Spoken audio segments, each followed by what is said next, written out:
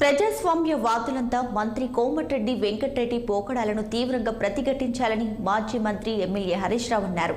జిల్లా పరిషత్ సమావేశంలో ZP chairman Elimineti Sandeep రెడ్డిని మంత్రి కోమటిరెడ్డి అవమానించడాన్ని హరీష్ రావు ట్విట్టర్ ఎక్స్ వేదికగా ఖండించారు.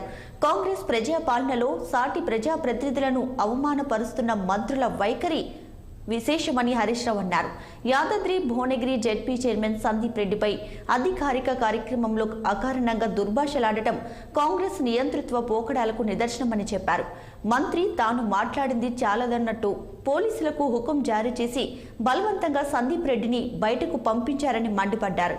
కోమటిరెడ్డికి ప్రజాస్వామ్యం మీద ఏ మాత్రం నమ్మకమున్నా జిల్లా పరిషత్ చైర్మన్ సందీప్ రెడ్డికి తక్షణమే క్షమాపణ చెప్పాలని డిమాండ్ చేశారు.